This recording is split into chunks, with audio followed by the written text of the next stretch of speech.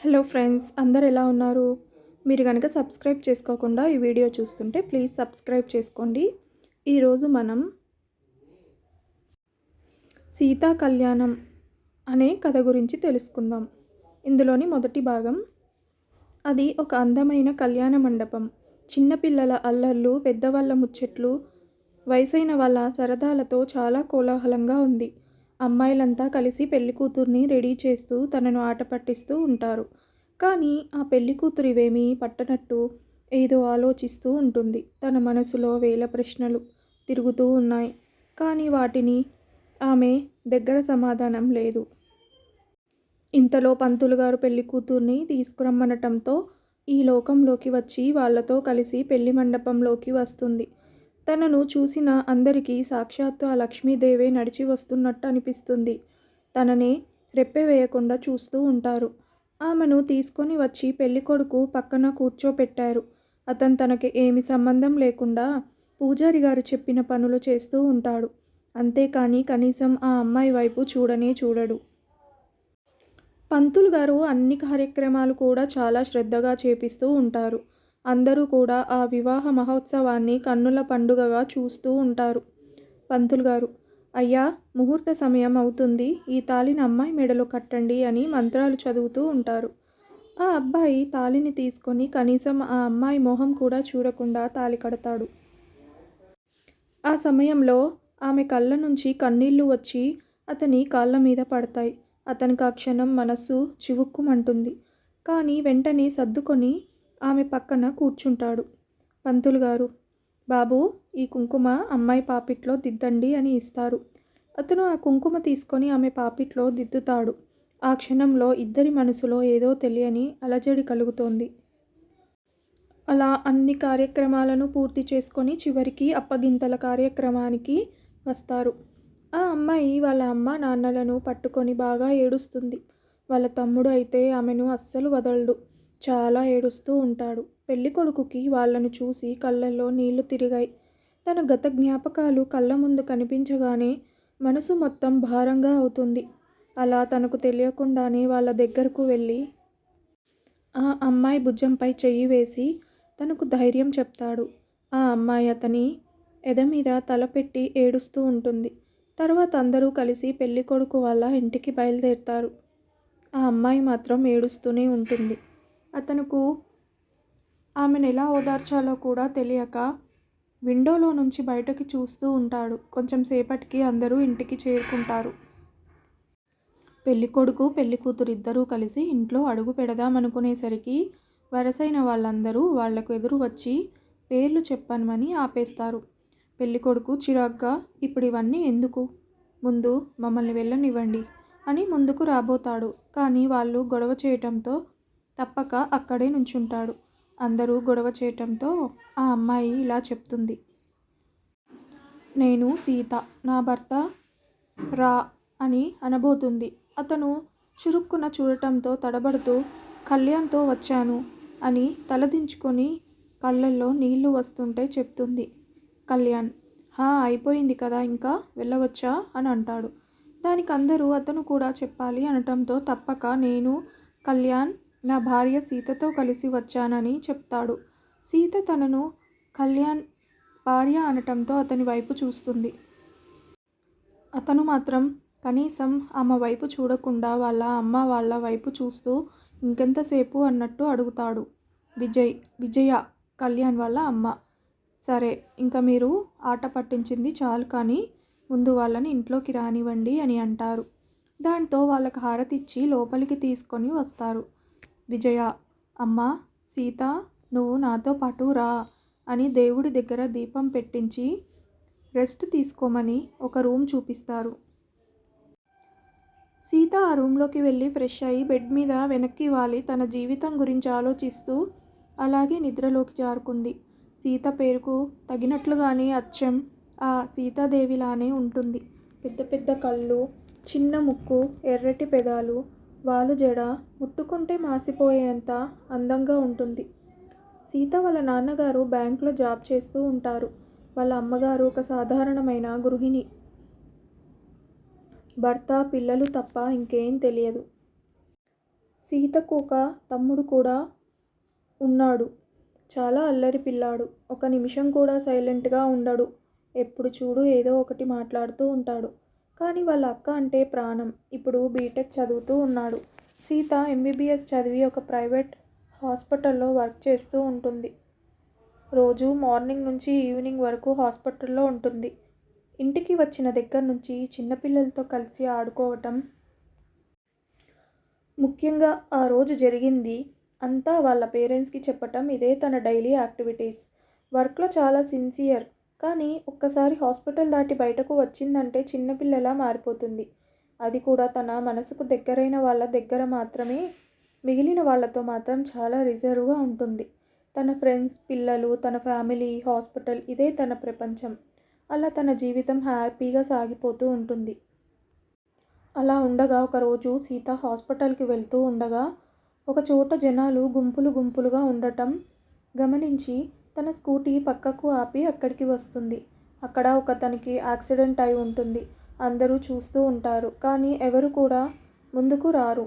సీతకు వాళ్ళను చూస్తే చాలా కోపం వస్తుంది. ఎందుకంటే ఒక మనిషి ప్రాణాపాయ స్థితిలో ఉంటే కనీసం ఎవరు కూడా వాళ్ళను కాపాడటానికి ముందుకు రావడం లేదని. ఆ కోపంలో ఏదో అనబోతుండగా ఒకతను వచ్చి ఆ యాక్సిడెంట్ అయిన అతనిని తన చేతులతో ఎత్తుకొని తన కారులో పడుకోబెట్టి అక్కడ ఉన్న వాళ్ళని ఒక చూపు చూస్తాడు. అతని కళ్ళు కోపంతో ఎర్రగా ఉంటాయి. అలానే ఆ చూపులో చాలా అర్థాలు కూడా ఉంటాయి. కనీసం ఒక మనిషి చావు బతుకుల మధ్య ఉంటే ఎవరూ పట్టించుకోవటం లేదని ఒక చిరాకైన చూపు చూసి తన కారు ఎక్కి బయలుదేరుతాడు. సీత అతను చేసిన పనికి మనసులోనే కృతజ్ఞతలు చెప్పుకుంటూ అతని కార్ని ఫాలో అవుతుంది. ఆ కార్ నేరుగా సీత వర్క్ చేస్తున్న హాస్పిటల్ వద్ద ఆగుతుంది. సీత వెంటనే స్కూటీ పార్క్ చేసి అక్కడికి వస్తుంది. అతను ఆ అబ్బాయిని హాస్పిటల్లో జాయిన్ చేసి అక్కడే వెయిట్ చేస్తూ ఉంటాడు. ఇంతలో ఒక డాక్టర్ బయటకు వస్తారు. ఆయనను చూసిన అతను లేచి నించుంటాడు.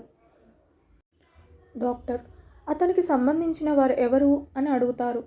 అతను డాక్టర్ చెప్పండి, అతనికి ఎలా ఉంది ఇప్పుడు, ఏం పర్వాలేదు కదా అని కంగారుగా అడుగుతాడు. డాక్టర్ లేదండి, అతని తలకు బలమైన గాయం అయింది. బ్లడ్ కూడా చాలా పోయింది. సో వెంటనే ఆపరేషన్ చేయాలి. లేట్ అయితే అతని ప్రాణానికే ప్రమాదం. కానీ దానికి చాలా ఖర్చు అవుతుంది. అతను డాక్టర్ మీరు డబ్బు గురించి అస్సలు వర్రీ అవ్వకండి. ఎంత ఖర్చైనా పర్వాలేదు. కానీ అతనికి ఏమీ కాకుండా చూడండి అని అంటాడు. డాక్టర్ సరే, మీరు రిసెప్షన్లో బిల్ పే చేయండి. మేము ఆపరేషన్కి అంతా రెడీ చేస్తాం అని చెప్పి అక్కడి నుంచి వెళ్ళిపోతాడు. రాజు అతని ఫ్రెండ్ రేయ్ ఏంట్రా నువ్వు చేసేది? ఇప్పుడు నీకు ఆ డబ్బు ఎంత అవసరమో మర్చిపోయావా? నువ్వు ఆస్ట్రేలియా వెళ్ళటానికి చాలా కష్టపడి మరీ సంపాదించావు. అలాంటిది ఇప్పుడు ముక్కు మొహం తెలియని అతని కోసం నీ ఫ్యూచర్ నాశనం చేసుకుంటావా అని కోపంగా అంటాడు. అతను చిన్నగా నవ్వుతూ రేయ్ నేను ఆస్ట్రేలియా ఇప్పుడు కాకపోతే తర్వాత వెళ్ళొచ్చు. కానీ అతని ప్రాణం ఒక్కసారి పోతే మళ్ళీ తిరిగి రాదురా. అయినా ఇప్పుడు నేను ఆస్ట్రేలియా వెళ్ళటం కంటే అతను ప్రాణాలతో ఉండటం ముఖ్యం. రాజు అది కాదురా, ఒక్కసారి నేను చెప్పేది పూర్తిగా విను. అతను ప్లీజ్ రా, నన్ను ఫోర్స్ చేయకు. నీకు తెలుసు కదా నేను ఒకసారి ఏదైనా అనుకుంటే ఖచ్చితంగా చేస్తానని. సో ఇంక నువ్వేమీ మాట్లాడకుండా నాతో పాటు రా. ఒకవేళ నీకు ఇష్టం లేకపోతే ఇక్కడి నుంచి వెళ్ళిపో. అర్థమైందా? రాజు ఎంత చెప్పినా నువ్వు వినవు అని అర్థమైందిలే కానీ పద అని అతనితో కలిసి క్యాష్ కౌంటర్ దగ్గరకు వెళ్ళి అమౌంట్ పే చేస్తారు. అతను అమౌంట్ పే చేసి వెళ్ళాక ఇప్పటి వరకు అతని మాటలు వింటున్న సీత చాలా ఇంప్రెస్ అవుతుంది. వెంటనే క్యాష్ కౌంటర్ దగ్గరకు వెళ్ళి అతని డీటెయిల్స్ తెలుసుకుంటుంది. అక్కడి నుంచి తన క్యాబిన్లోకి వెళ్ళి చైర్లో కూర్చొని తన డీటెయిల్స్ చూస్తూ ఉంటుంది. సీత అక్కడ ఉన్న పేరు చూసి ఆ పేరును తడుముతూ తనలో తానే మురిసిపోతూ ఉంటుంది. మనసులో రామ్ ఎంత చక్కని పేరు. నిజంగా ఆ రాముడికి ఉన్నంత మంచి మనసు ఉంది అనుకుంటూ అతని నెంబర్ తన ఫోన్లో సేవ్ చేసుకుంటుంది. వాట్సాప్లో తన ప్రొఫైల్ ఫోటోని సేవ్ చేసుకుంటుంది. ఆ ఫోటోలో Ram white shirt, blue jeans వేసుకొని కళ్ళకు షేడ్స్ పెట్టుకొని చాలా స్టైలిష్గా ఉంటాడు. ఆ ఫోటో చూసిన సీత తనలో తానే సిగ్గుపడుతూ ఆ ఫోటోని ప్రేమగా తడుముతూ నా రాముడికి ఏమాత్రం తీసిపోని అందం నీది అని అనుకొని ఆ ఫోటోని చూస్తూ ఉంటుంది. తర్వాత కొంతమంది పేషెంట్ని ట్రీట్ చేసి మళ్ళీ రామ్ కోసం వెళ్తుంది. అక్కడ రామ్ చైర్లో కూర్చొని ఫోన్లో ఏదో చూస్తూ ఉంటాడు. తనని చూడగానే సీతకు అర్థమవుతుంది తను ఉదయం నుంచి ఏమీ తినలేదు అని. వెంటనే తన ఫోన్ నుంచి ఆర్డర్ పెడుతుంది. అక్కడే కొంచెం దూరంగా ఉండి రామ్నే చూస్తూ ఉంటుంది. ఇంతలో ఆర్డర్ రావటంతో వచ్చిన డెలివరీ బాయ్కి రామ్ని చూపించి అతనికి ఇమ్మని చెప్తుంది. అలానే దానిలో ఒక స్లిప్ కూడా పెడుతుంది. అతను రామ్ దగ్గరకు వెళ్ళి ఆర్డర్ ఇస్తాడు. రామ్ అతనిని అయోమయంగా చూస్తూ నేను ఆర్డర్ ఇవ్వలేదు అని అంటాడు. అతను సార్ ఇది మీకు ఇమ్మని ఒక మేడం ఇచ్చారు సార్, తీసుకోండి అని ఇస్తాడు. రామ్ మేడమా, ఎవరు ఆ మేడం అని అడుగుతాడు. ఏమో సార్ నాకు తెలియదు, మీకు ఇమ్మని చెప్పారు అని చెప్పి అక్కడి నుంచి వెళ్ళిపోతాడు. రామ్ మనీ ఇస్తుంటే వద్దు సార్ ఆల్రెడీ మేడం పే చేశారని చెప్పి వెళ్ళిపోతాడు. రామ్ మనసులో ఎవరు ఆ మేడం అని ఆలోచిస్తూ ఉంటాడు. ఇంతలో రాజు ఎవరైతే ఏంటి బావా అసలే ఆకలి దంచేస్తోంది పద వెళ్ళి ఒక పట్టు పడదామని ఇద్దరూ లేచి ముందుకు రాబోతారు. అక్కడికి ఒక నర్సు వచ్చి సార్ మీరు ఆ రూమ్లో కూర్చొని తినవచ్చు అని చెప్తుంది. రామ్ అయ్యో ఇట్స్ ఓకే అండి, మేము క్యాంటీన్లో కూర్చొని తింటాం అని అంటాడు. సార్ మా మేడం మిమ్మల్ని ఆ రూమ్లో కూర్చొని తినమని చెప్పమన్నారు, మీకు కంఫర్ట్గానే ఉంటుంది అండ్ అది మా మేడం పర్సనల్ రూమ్, ఎవరూ రారు అని చెప్తుంది. రామ్ సరే అని ఆ రూమ్లోకి వెళ్తూ అసలు ఎవరు ఆ మేడం అనుకుంటూ వెళ్ళి ఆ కవర్ ఓపెన్ చేసి చూస్తాడు. అందులో ఒక స్లిప్ ఉంటుంది. అది చూసిన రామ్ మొహంలో చిన్నగా నవ్వు వస్తుంది.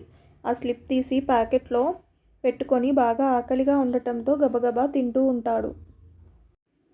దూరం నుంచి చూస్తున్న సీత తను తినటం చూసి నవ్వుకుంటూ వెళ్ళిపోయింది. రే ఎవర్రా ఆ మేడం, మన కోసం ఎందుకు ఫుడ్ ఆర్డర్ పెట్టింది, అసలు తన రూమ్ మనకెందుకు ఇచ్చినట్టు అని తింటూ అడుగుతాడు. ఏమో బావా నాకు మాత్రం ఏం తెలుసు, కానీ నిజంగా ఆ మేడం ఎవరో కానీ చాలా మంచిదిలాగా ఉందిరా, మనం చెప్పకుండానే మన ఆకలి తెలుసుకొని మరీ ఫుడ్ పెట్టింది అంటాడు. నిజంగా దేవతరా బాబు, సమయానికి ఫుడ్ పెట్టింది, కనీసం నాకు ఆలోచన కూడా రాలేదు ఆన్లైన్లో ఫుడ్ ఆర్డర్ ఇవ్వాలి అని. నిజంగా బావా ఆవిడెవరో కానీ కనిపిస్తే థ్యాంక్స్ చెప్పాలి, అలానే నాకు కూడా ఆ టెన్షన్లో ఫుడ్ గురించి కూడా ఆలోచన రాలేదు అని అంటాడు. ఇద్దరూ చాలా మాట్లాడుకుంటూ తినేసి మళ్ళీ ఆపరేషన్ థియేటర్ దగ్గరకు వస్తారు. అప్పుడే డాక్టర్ బయటకు వస్తాడు. డాక్టర్ అతనికి ఎలా ఉంది ఇప్పుడు అని కంగారుగా అడుగుతాడు. He is out of danger, ఎటువంటి ప్రమాదం లేదు, కొంచెం సేపటికి స్పృహ వస్తుంది, మీరు వెళ్ళి చూడవచ్చు అని అక్కడి నుంచి వెళ్ళిపోతారు. ఆ మాట విన్నాక రామ్ రాజు ఇద్దరూ ప్రశాంతంగా ఊపిరి పీల్చుకున్నారు.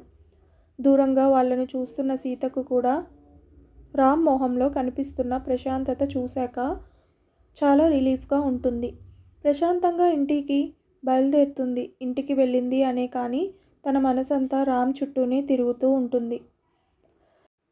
ఫోన్లో రామ్ ఫోటో చూస్తూ అసలు ఇంత అందంగా ఎలా పుట్టావు బాబు, నువ్వే కాదు నీ మనసు కూడా అందంగానే ఉంది అని అనుకుంటూ తన గురించే ఆలోచిస్తూ ఎప్పటికో పడుకుంటుంది. ఇంతలో డోర్ సౌండ్ రావటంతో ఇప్పటి వరకు ఊహలలో ఉన్న సీత ఉలిక్కిపడి లేచి తను ఎక్కడ ఉందో అర్థమయ్యి ఫేస్ వాష్ చేసుకొని వెళ్ళి డోర్ ఓపెన్ చేస్తుంది. ఎదురుగా విజయ, కళ్యాణ్ వాళ్ళ అమ్మ నించొని ఉంటారు. తల్లి డిస్టర్బ్ చేశానా అని అడుగుతారు. అయ్యో అత్తయ్య అలాంటిది ఏమీ లేదు, ఏంటో చెప్పండి. ఏమీ లేదు తల్లి, కొత్త కోడలు ఇంట్లో వంట చేయటం మా ఆచారం, కాబట్టి నువ్వు వచ్చి కొంచెం స్వీట్ చేయమ్మా అని అంటారు. అలానే అత్తయ్య, ఒక 10 నిమిషాలు నేను ఫ్రెష్ అయి వస్తాను అని చెప్పి వెళ్ళి ఫ్రెష్ అయ్యి బ్లూ కలర్ శారీ కట్టుకొని వంట చేయటానికి వెళ్తుంది. బ్లూ కలర్ శారీ, నగలు ఏమీ లేకుండా మెడలో పచ్చని పసుపు తాడు, చేతి నిండా గాజులు, కాళ్ళకి పారాని, కళ్ళకు కాటుక, నుదుటిన సింధూరంతో చూడటానికి చాలా ముచ్చటగా ఉంటుంది. అందరూ తననే చూస్తూ ఉంటారు. అప్పుడే కిందకి వచ్చిన కళ్యాణ్ కూడా సీతని అలా చూసి మైమర్చిపోయి ఒళ్ళంతా కళ్ళు చేసుకొని మరీ చూస్తూ ఉంటాడు. ఇంతలో తన ఫోన్ రింగ్ అవటంతో ఈ లోకంలోకి వచ్చి కాల్ మాట్లాడుకుంటూ సోఫాలో కూర్చున్నాడు. సీత కిచెన్లోకి వెళ్ళి ముందుగా దేవుడికి నైవేద్యం వండి తర్వాత దేవుడికి హారతిచ్చి అందరికీ ఆ ప్రసాదం బౌల్లో వేసి అందరికీ ఇస్తుంది.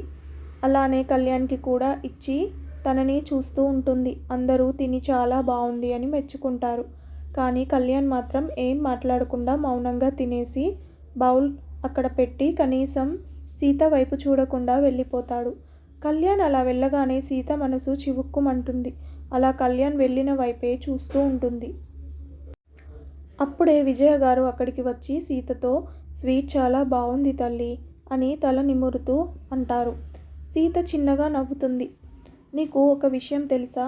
అసలు మీ ఆయనకు స్వీట్ అంటే ఇష్టం లేదు, కానీ ఫస్ట్ టైం స్వీట్ మొత్తం తినేశాడు అని అంటారు. సీత ఆవిడ వైపు ఆశ్చర్యంగా చూస్తుంది. నిజం తల్లి, అసలు ఇంట్లో ఎప్పుడైనా స్వీట్ చేస్తే కనీసం దాని వాసన కూడా చూడడు. అలాంటిది మొదటిసారి నీకోసం తిన్నాడు అంటేనే అర్థం అవుతుంది వాడికి నువ్వంటే ఎంత ఇష్టమో అని చిన్నగా నవ్వి అక్కడి నుంచి వెళ్ళిపోతారు.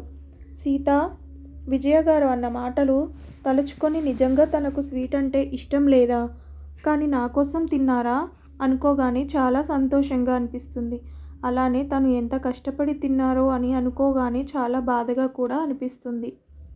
అక్కడి నుంచి నేరుగా కళ్యాణ్ ఉన్న రూమ్లోకి వెళ్తుంది. కళ్యాణ్ ల్యాప్టాప్లో వర్క్ చేసుకుంటూ ఉంటాడు. సీతకి ముందుకు వెళ్ళాలి అని ఉంటుంది, కానీ మళ్ళీ తనని డిస్టర్బ్ చేయటం ఇష్టం లేక వెనక్కి తిరిగి వెళ్ళిపోతుంది. అంతే. అప్పటి వరకు ల్యాప్టాప్ చూస్తున్న కళ్యాణ్ సీత వెళ్ళగానే తల ఎత్తి తను వెళ్ళిన వైపే చూస్తూ ఉంటాడు. సీత కళ్యాణ్ రూమ్లోకి వెళ్తుంది, కానీ కళ్యాణ్ ల్యాప్టాప్లో వర్క్ చేసుకుంటూ ఉంటాడు. సీతకి ముందుకు వెళ్ళాలని ఉంటుంది, కానీ తనను డిస్టర్బ్ చేయటం ఇష్టం లేక వెనక్కి తిరిగి వెళ్ళిపోతుంది. అంతే. అప్పటి వరకు ల్యాప్టాప్లో చూస్తున్న కళ్యాణ్ సీత వెళ్ళగానే తన వైపే చూస్తూ ఉంటాడు. ఎందుకు సీత ప్రతిసారి దగ్గరకు వచ్చినట్టే వచ్చి అలా దూరంగా వెళ్ళిపోతావు అనుకుంటూ సోఫాలో తల వెనక్కి వాల్చి సీతతో తన పరిచయం తలుచుకుంటూ ఉంటాడు. కళ్యాణ్ రామ్. హాహాహా, కళ్యాణ్ రామ్ ఒక్కరే అండి. Kalyan Ram 6 feet height, 6 pack body, silky hair, చిలిపిగా నవ్వే కళ్ళు, నవ్వుతుంటే బుగ్గన పడే చుట్ట, చూడగానే ఎలాంటి అమ్మాయి అయినా పడిపోయేలా ఉంటాడు. కళ్యాణ్ వాళ్ళ పేరెంట్స్కి కళ్యాణ్ ఒక్కడే కొడుకు. కళ్యాణ్ వాళ్ళ నాన్నగారు చిన్న బిజినెస్ చేస్తూ ఉంటారు. వాళ్ళ అమ్మ ఇంట్లోనే ఉండేవాళ్ళు. కళ్యాణ్ ఎంటెక్ చేసి ఒక పెద్ద కంపెనీలో సాఫ్ట్వేర్ డెవలపర్గా వర్క్ చేస్తూ ఉంటాడు. తనకున్న ఒక్కగానొక్క బెస్ట్ ఫ్రెండ్ రాజు. అతనే అండి హాస్పిటల్లో రామ్తో పాటు ఉంటాడు కదా, అతనే. కళ్యాణ్కి ఆస్ట్రేలియా వెళ్ళి అక్కడ జాబ్ చేయాలనేది ఒక డ్రీమ్. కానీ అక్కడికి వెళ్ళాలంటే చాలా ఫార్మాలిటీస్ ఉంటాయి. కాబట్టి దానికి కావలసిన మనీ అంతా కూడా తన సొంతంగా సంపాదించి వెళ్ళాలి అనేది అతని డ్రీమ్. సో చాలా కష్టపడి సంపాదించి సేవ్ చేసుకుంటూ ఉంటాడు. ఒకరోజు రాజు, కళ్యాణ్ కలిసి కారులో వీసా ఆఫీస్కు వెళ్తూ ఉంటారు. ఇంతలో రోడ్ మీద జనాలు గుంపులు గుంపులుగా ఉండటం చూసి కార్ పక్కకు ఆపుతాడు. ముందుకు వెళ్ళి చూసేసరికి అక్కడ ఒకతను యాక్సిడెంట్ అయి ఉంటాడు. జనాలందరూ చూస్తున్నారు, కానీ ఎవరూ అతనికి సహాయం చేయటానికి రాలేదు. అది చూసిన కళ్యాణ్కి చాలా కోపం వస్తుంది. ఎందుకంటే ఒక మనిషి ప్రాణాపాయ స్థితిలో ఉంటే కనీసం ఎవరు కూడా ముందుకు రాలేదు అని. వెంటనే తను ముందుకు వచ్చి అతనిని ఎత్తుకొని కారులో కూర్చోపెట్టి హాస్పిటల్కు తీసుకొని వెళ్తాడు. చాలా ఫాస్ట్గా డ్రైవ్ చేసి దగ్గరలో ఉన్న ఒక హాస్పిటల్కి తీసుకొని వచ్చి అతనిని జాయిన్ చేసుకోమని అడుగుతాడు. కానీ యాక్సిడెంట్ కేసు కాబట్టి రిలేటివ్స్ ఉంటేనే జాయిన్ చేసుకుంటామని వాళ్ళు చెప్పటంతో కళ్యాణ్ అతను తన అన్నయ్య అని చెప్పి సైన్ చేసి జాయిన్ చేస్తాడు. రేయ్ కళ్యాణ్, అవసరమా నీకు ఇవన్నీ? కొన్ని రోజుల్లో ఆస్ట్రేలియా వెళ్ళవలసిన వాడివి. అలాంటిది ఇప్పుడు ఇలా హాస్పిటల్ కేసు అంటూ తిరిగితే నీ లైఫ్ ఏమవుతుందో ఆలోచించావా అని సీరియస్గా అడుగుతాడు. చూడు రాజు, పాపం ఆ అబ్బాయి కేవలం 30 ఏళ్ళు మాత్రమే ఉంటాయి. తన కోసం ఇంట్లో భార్య, పిల్లలు అందరూ ఎదురు చూస్తూ ఉంటారు. ఒకవేళ మనం కూడా అందరిలాగా చూసి చూడనట్టు వెళ్ళిపోతే ఒక కుటుంబం అంతా రోడ్డు మీద పడుతుంది. అలా జరగటం నాకు ఇష్టం లేదు. అండ్ వన్ మోర్ థింగ్, ఇందులో నా లైఫ్ స్పాయిల్ అవ్వటానికి ఏమీ లేదు. కేవలం అతన్ని సేవ్ చేశానని ఒక సాటిస్ఫాక్షన్ ఉంటుంది అని అంటాడు. విన్నారు కదా ఫ్రెండ్స్, దీని తర్వాత భాగం మరొక వీడియోలో తెలుసుకుందాం. ఈ కథ కనుక మీకు నచ్చితే ప్లీజ్ సబ్స్క్రైబ్ చేయండి, లైక్ చేయడం మర్చిపోకండి. Thank you so much for watching this video.